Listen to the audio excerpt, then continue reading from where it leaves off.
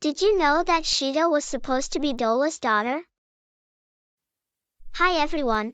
Today's video is about Castle of the Sky. I'll introduce the trivia of the film. First, hidden message in Morse codes. In the world of Laputa, wireless telegraphy, Morse codes, is used as means to communicate. The communication in the film seems to be encrypted as important secrets, but if you look closely and read the codes used, their special meanings are unveiled. The first scene that the Morse code can be seen is when Muska uses a telegraph in the airship. While transporting Sheeta and her flying stone via airship, the ship is attacked by the Dola family. Then Muska begins to communicate in Morse code to make a distress call. If you decode the message, it says, "It's sunny today." It may seem like an odd message to send during an attack, but this is actually a standard set of test words used in Morse correspondence. When Muska was about to telegraph his message, Sheeta hit him and he lost consciousness. Another scene where Morse code is used is when Dola is eavesdropping at Patsu's house. If you decipher the codes during the scene, you can find 3 hidden words saying fidelity, manufacture, and studio. It is indicating Studio Ghibli. This is Miyazaki's playful mischief, and for those who can understand Morse code, it's interesting to find his hidden messages. 2 different film titles.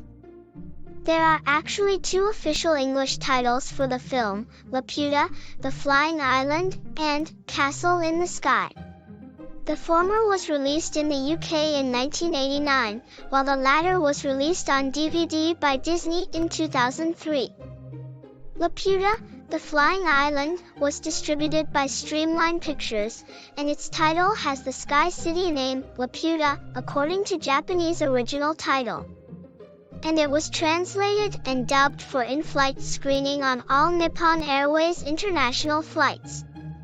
We have no clue who did that translation. When Disney picked up the distribution rights for the DVD release, the translated title was deemed inappropriate because Laputa can be understood by Spanish speakers as female prostitute. Disney had plans to distribute the film in European and Latin American markets, so they changed the title to Castle in the Sky. In the end, some European countries and Australia kept the original Laputa title, while the US, the UK, and Spanish-speaking countries used Castle in the Sky. Sheeta was supposed to be Dola's daughter. In the scene where Sheeta and Patsu board Dola's ship, Sheeta enters Dola's room and we see a portrait of Dola in her youth hanging on the wall. If we look closely, she looks quite resemble Sheeta.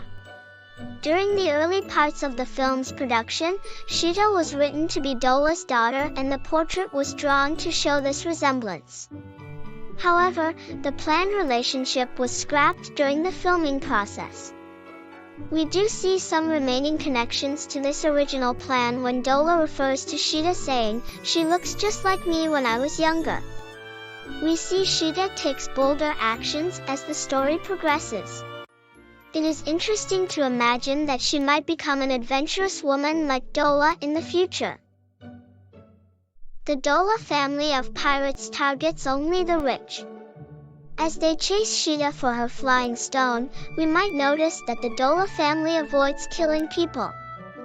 The guns they use are loaded with mustard grenades and non-lethal explosives that use hot peppers. We notice this in the opening assault scene where a man is coughing after being hit with explosive gas. On a side note, the bazooka passed to Patsu in Laputa is a real gun, but it is only to be used in an emergency. The Dola family also has a policy of targeting only the rich, making them different from the typical pirates.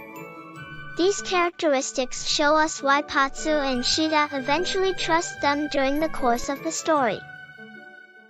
The reason why Laputa people descended to Earth. According to the official guidebook of the film, the people of Laputa had no choice but to move to the ground because of an unidentified plate. During this time, the royal family of Laputa was divided in two. Muska's ancestors inherited the ancient documents while Sheeta's family inherited the flying stone.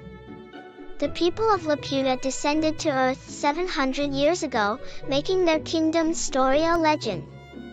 Clues to why the highly skilled Laputa people didn't go back to the sky life can be heard in the lyrics of the song inherited in Sheeta's family.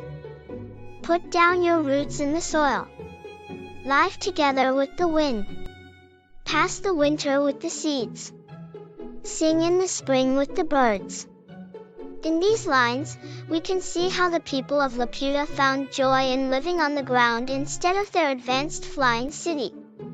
Considering how they did not return to their flying cities for 700 years even after the plague was put under control, and how they left behind the spell that could destroy their city, it seems the Laputa people had no intention to return to their city in the sky again. Only 3 are real sons in the Dola family. In the film, there are 8 male members in Dola family, and they all call Dola Mama.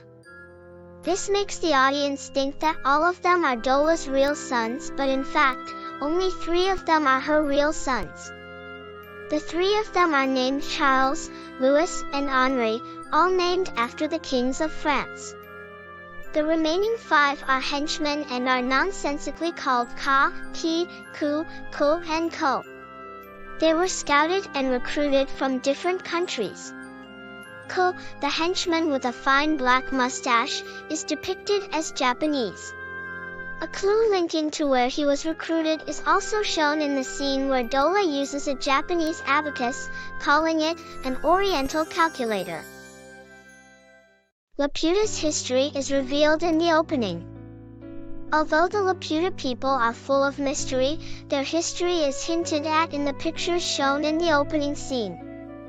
We see people getting energy by turning windmills, digging the earth to extract resources, and using factory blast furnaces to produce something. Aircraft also fill the skies. Eventually, buildings and even the ground are lifted into the sky and aerial cities were formed. However, Laputa's prosperity faded and smoke began to cover the sky of the floating city. People seemed to abandon the city to descend to the ground. At first glance, the scenes seemed to mirror real events during the Industrial Revolution, but as we reach the scenes of flying buildings, we realize that it's actually about Laputa's history. It is worth rechecking the film's opening, in which you can learn the epic story of the Laputa people. On a side note, the main source of energy during the events of the movie seems to be steam power, considering where Patsu works and the steam engine trains used in the film.